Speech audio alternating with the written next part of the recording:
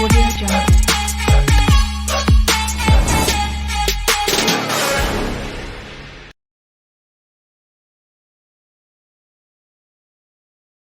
Hi hello అందరికీ నేను ఈరోజు సిఈ ట్రేడ్ తీసుకున్నాను. సిఈ ట్రేడ్ ఎందుకు తీసుకున్నాను అని ఓపెన్ ఇంట్రెస్ట్ చూసి సిఈ ట్రేడ్కి నేను ప్లాన్ చేయాలి. మన డైలీ టార్గెట్ వచ్చి 100 పాయింట్స్ ఇండెక్స్లో, కానీ ఈ రోజు మనం 200 పాయింట్స్ బుక్ చేసాం.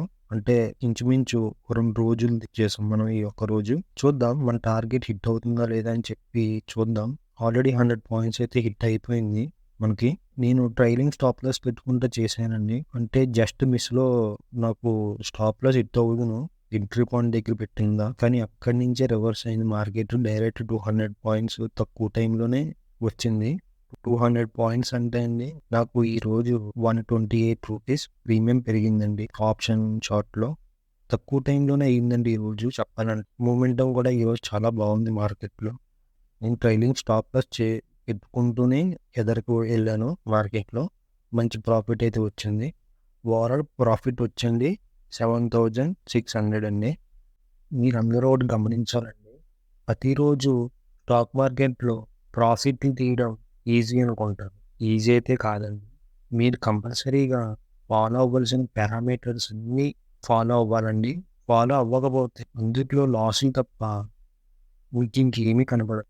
కొత్తగా వచ్చే ట్రేడర్స్ అందరికీ మీరు కంపల్సరీగా 6 మంత్స్ ఆప్షన్ ట్రేడింగ్ ప్రాక్టీస్ చేయండి. డమ్మీ ట్రేడింగ్ చేయండి.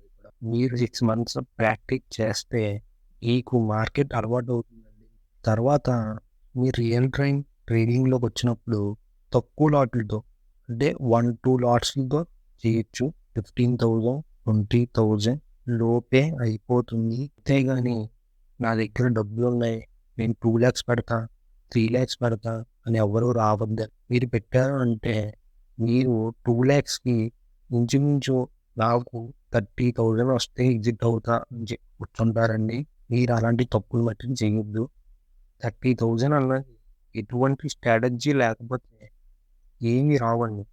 ఈ స్ట్రాటజీ ఉంటే 30,000 కన్నా ఎక్కువ వస్తుందండి మార్కెట్లో. ఓకే అండి, మీకు ఈ వీడియో నచ్చింది అనుకుంటున్నాను. Like, share, subscribe to my channel.